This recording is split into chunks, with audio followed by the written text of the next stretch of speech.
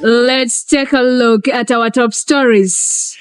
The Health Committee gave the Social Health Authority maximum of 2 weeks to develop a transparent plan for the Social Health Authority.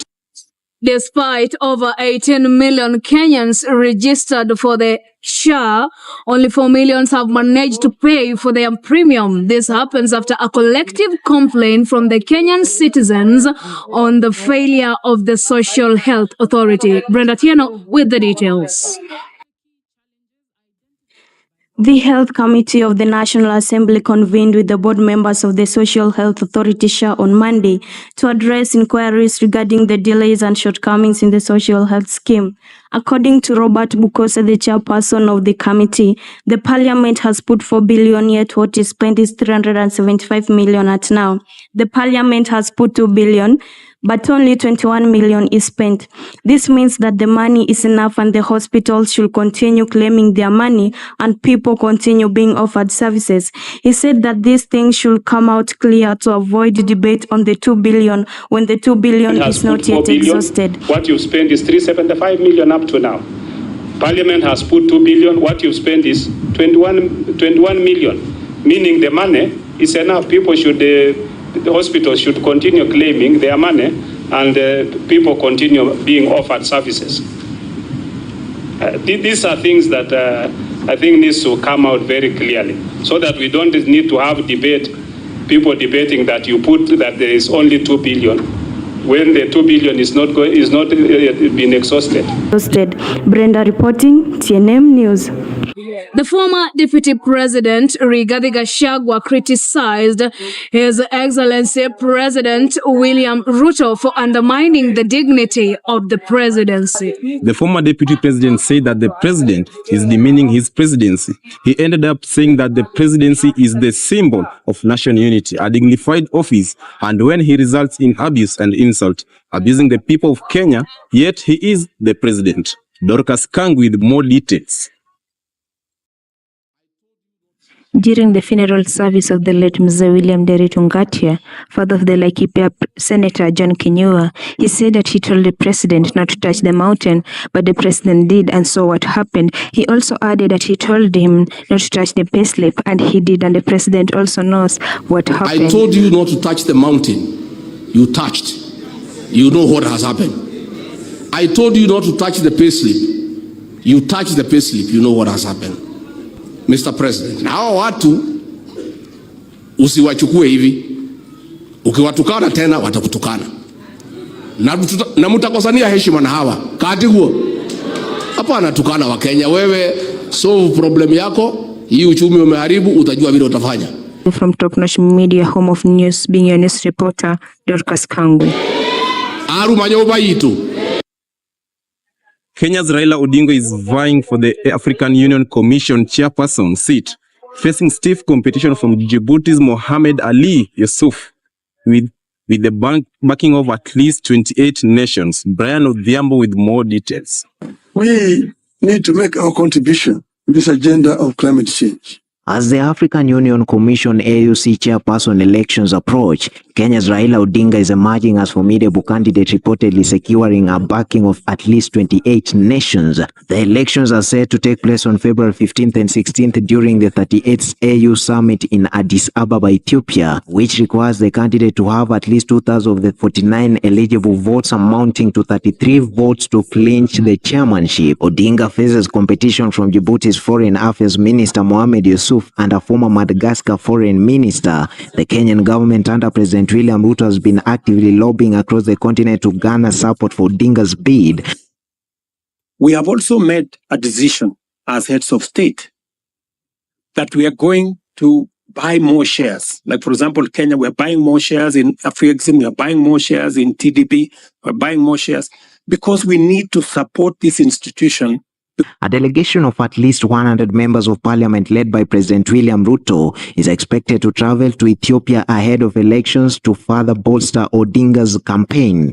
In a recent interdenominational prayer service organized by the ODM Women's Chapter, Odinga expressed the readiness for any outcome, stating that he has nothing to lose or win and will remain active in Kenyan politics regardless of the election results. He emphasized his commitment to supporting Wiper Party leader Kalonzo Musyoka in future political endeavors.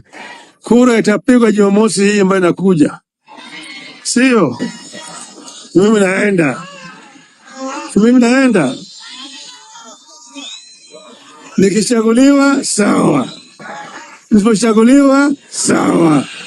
However, Kalonzo Musyoka has publicly suggested that Odinga should retire from politics if he does not win in AUC chairmanship role. The AUC chairperson role is pivotal, overseeing the commission's operations and shaping policies that impact the continent. Kenya's pursuit of this position reflects a strategic diplomatic effort to enhance influence within African Union. As the election date nears, the political landscape within Kenya and across Africa remains attentive to potential outcomes and implications for regional leadership and collaboration. Brian Odhiambo, TNM. The government is working day out to ensure a better take of the CBC program, which aims to provide a more holistic education by focusing on skills development rather than rote learning. CBC also claims growing adoption to e-learning platforms and focus on inclusive education to cater to diverse learning needs, including students with disabilities. Laura Munialo expounds. We'll be transiting our children from junior school to senior school. This will be the first time that children will be moving from one environment to a new environment. Government is working day in, day out to ensure a better take of the CBC program, which aims to provide a more holistic education by focusing on skills development rather than rote learning.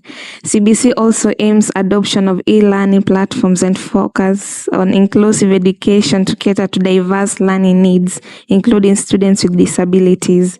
Of course, the challenges that are there are not unique to any transition that happens when a new system is brought. But we as a government have put in place measures to ensure that those challenges are either eradicated or On the other hand, the Higher Education Loan Board has now complied with students' raised concern over the delayed release of the upkeep funds as well as their tuition fees. The delay came up as a result of the High Court ruling of the suspension of the student-centered funding model, which termed it unconstitutional, majorly affecting the first and second years of various institutions. HELB lending manager King'ori Ndegwa confirmed that 7 billion Kenyan shillings have already been released by the government to facilitate the same, though over 180,000 students are yet to receive their share. So we've taken into account the many suggestions from the public, and we'll be working on that model to ensure that the next cohort comes in with a model that fits the purpose. Let's take a look on weather forecasting from the other side of the studio. Welcome to weather forecasting in Kenya. Most part of the country will experience generally sunny and dry conditions. Mombasa experiencing a temperature of 32 degrees Celsius, Kisumu 30 degrees Celsius, Nairobi 22 degrees Celsius, and Kakamega 27 degrees Celsius throughout the month. Occasionally few rains is however likely to occur over a few places in Kisumu County, Nairobi County, and parts of southeastern lowlands. This is Top Notch Media, and Hassan Ali is my name. Thank you, Ali. Ahmad. Mutai has the news on sports. Being on Tuesday 11th February 2025, my hope that you are fine on the other side. Let's get in touch in the world of sports. I'm Joseph Mutai. It has been interesting in Top Notch Media getting you aware about the current events about sports. Just a reminder that before we continue, make sure you subscribe, comment, like, and share. Getting more details with our reporter, Wayne Jaika. Thank you very much, Joseph Mutai. On the latest transfer news, several clubs have worked on transforming their clubs by bringing in potential players either on loan or permanent terms. Manchester United managed to bring in Aiden Heaven alongside Patrick Dogu while releasing Marcus Rashford, who signed on loan terms at Aston Villa, without forgetting Anthony also on loan terms at Real Betis. Manchester City brought in Nico Gonzalez from FC Porto, Omar Mamouche from Egypt, Abdulkadir Kosanov and Vitor Reis, spending approximately £180 million on the transfer window. Kyle Walker also left the club for AC Milan alongside Joao Felix from Chelsea Football Club. Apart from that, we have witnessed several matches played in the UEFA Champions League, Europa League, Carabao Cup, the Premier League, without forgetting the FA Cup eliminations. Several teams qualify while others were unlucky, ending up being eliminated from different competitions. Big shock are several big clubs being eliminated. Liverpool have been eliminated from the FA competitions after losing 1-0 in favour of Plymouth FC. Arsenal also got eliminated from the Carabao Cup after losing at an aggregate of 4-0 in favour of Newcastle United. Drawings for different levels of different competitions have also been released, with different teams expecting the best. In the Champions League, Man City will face Real Madrid in the knockouts today at 11 p.m. at Etihad Stadium. On the FA drawings, Man United will face Fulham, Manchester City playing against Plymouth FC, Newcastle facing Brighton, while Aston Villa plays Cardiff City. On the injury update list, Lisandro Martinez might miss the rest of the season, concerning the injury he had during the clash against Crystal Palace. Manchester City's Nico Gonzalez also succumbed to an injury on his debut match against Leyton Orient. Up to there, I have not much but to wish you a very nice evening till we meet again. My name is Wayne Jaika. Thank you so much, our reporter Wayne Jaika, for the information in the world of sports. You follow us for more information. Remember, Top Notch Media, world of news. Thank you very much, Mutai, for the remarks on sports. I have been your host, Jared Kwe. You can get in touch with us via Top Notch Media ke.blogspot.com website, Top Notch Media Facebook, Top Notch Media KE TikTok and YouTube. That was a complete news roundup. I am Liam Atieno.